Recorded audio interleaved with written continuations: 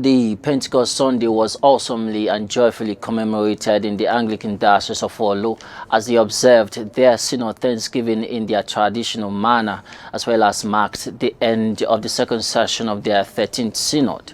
ACNNTV's news correspondent Elizabeth Frank tells the story as reported by Reverend McCollins Nwibo, the communicator and diocesan media coordinator for Orlu Diocese. Here's the report.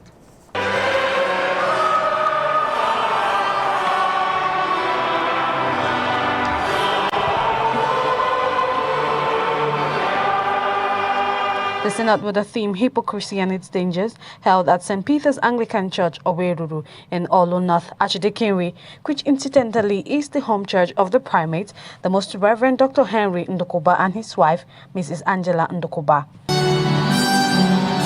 The Synod started with an opening service and a revival, where the revivalist Venerable Mike Oko charged Christians to shun hypocrisy, and thereafter offered a 6-year scholarship to one of the ACM children who rendered a well-articulated recitation during the welcome ceremony. The Bishop, the Right Reverend Benjamin Okeke, delivered his presidential address amidst bishops from the Owerri Ecclesiastical Province, as the Archbishop David Onoha represented the primate and poured encomium on Bishop Okeke for his industrial project initiatives, which he was optimistic would help to sustain the diocese, especially the recently commissioned Epiphany Paints industry. During the Thanksgiving service, the preacher, the Right Reverend Chigozrim Onyebule, stressed on the need to shun hypocrisy, as it has dangerously eaten deeply into the fabrics of both the religious and the political experiences of this nation.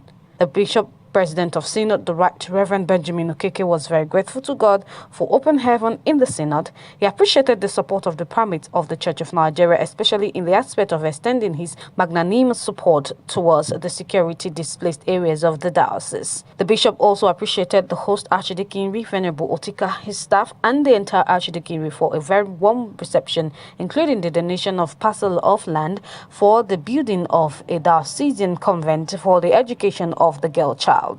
The bishop thereby named the convent after the wife of the primate as Angela Ndokuba Diocesan Convent Orlu, and appreciated the philanthropist Anderson Obiago, who had single-handedly built a story building for the takeoff of the new diocesan school. I want to thank God for what our eyes see in this synodical convocation. God has proven himself a faithful God. Before we came here,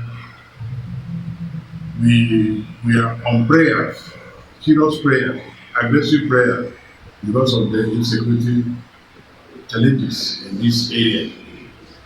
But we are happy today that God answered our prayer, and the message of the Synod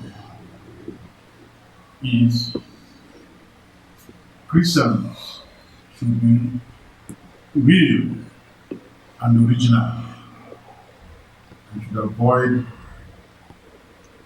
being hypocrites, because hypocrisy is a dangerous sin that should be avoided.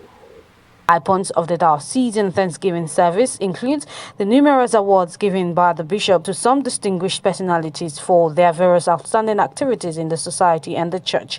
The preferment of 2 persons, Reverend Canon Samuel Obiekbulem, the bishop's principal chaplain, personal assistant and assistant clerical secretary as archdeacon, and Reverend Jonathan Wairo as canon. Elizabeth Frank for ACNN News.